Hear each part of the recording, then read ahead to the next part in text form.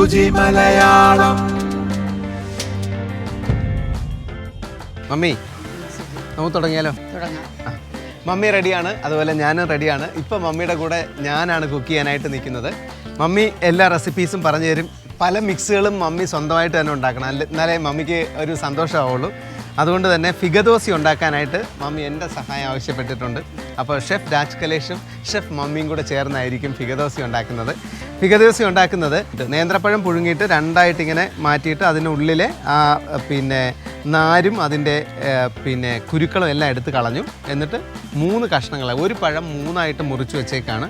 ഇവിടെ ശർക്കരപ്പാനി എടുത്തിട്ടുണ്ട്. അതിനകത്ത് എന്തൊക്കെ ചേർത്തിട്ടുണ്ട് മമ്മി? ശർക്കരപ്പാനിയിൽ ഏലക്ക, പിന്നെ ജീരകം. ഏലക്കയും ജീരകവും. ഏലക്ക ചതച്ച് ഇട്ടു, ഏലക്ക പൊട്ടിച്ചിട്ടും ജീരകം കൈ കൊണ്ട് തിരുമ്മി വന്നിട്ട് ടേസ്റ്റ് ചെയ്യാം. ഇത് ഇട്ടിട്ടാണ്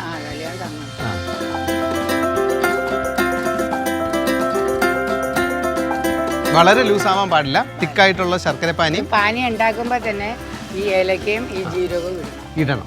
അപ്പോഴേ അതിന്റെ ടേസ്റ്റ്, ഫ്ലേവർ കിട്ടുള്ളൂ. അതാണ് ഇത്രയും ടേസ്റ്റ് കിട്ടുന്നത്. പിന്നെ നമ്മൾ ഇറക്കണ സമയത്ത് അല്പം നെയ്യ് ഇറക്കാൻ നേരത്ത് അതിലേക്ക് ഇതിലോട്ട് ഒഴിച്ചിട്ട് കൈയൊന്ന് ചൂടാക്കി തരുമ്പോൾ ഇത് ശർക്കര കുറച്ച് വെള്ളം ഒഴിച്ചിട്ട് പാനിയാക്കി അരിച്ചെടുക്കുക. ആ പാനി ചൂടായിക്കൊണ്ടിരിക്കുന്ന സമയത്ത് തന്നെ അതിനകത്ത് കുറച്ച് ഏലക്ക ചതച്ചിടുക, കുറച്ച് ജീരകം കൈകൊണ്ട് തിരുമ്മി അതിനകത്തേക്ക് ചേർക്കാം.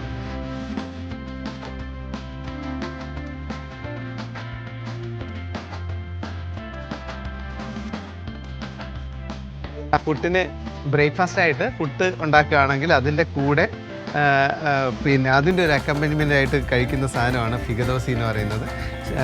പിന്നെ ശർക്കരപ്പാനിയും അതിനകത്ത് ജീരകവും ഏലക്കായുടെ ഒരു ഫ്ലേവർ ഉണ്ടാവും. അത് തിരുമ്മി അതിനകത്തിടും. അതിനുശേഷം പിന്നെ ശർക്കരപ്പാനി എടുത്തിട്ട് ഒന്ന് ചൂടാക്കിയിട്ട് പഴം ഇടുക. അത് തിളച്ച് വരുമ്പോഴത്തേക്ക് ഒരല്പം നെയ്യും ചേർത്ത് എടുക്കുക. അത്രേ ഉള്ളൂ, സിമ്പിൾ.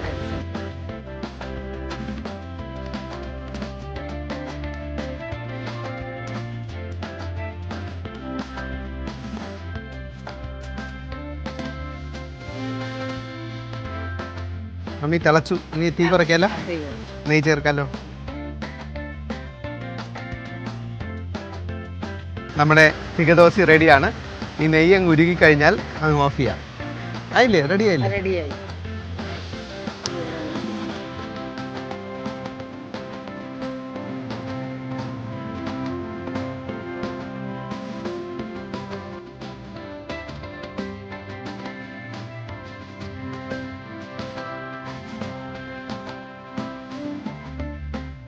ഇത്തവണ ടേസ്റ്റ് കൂടുതലാണ്.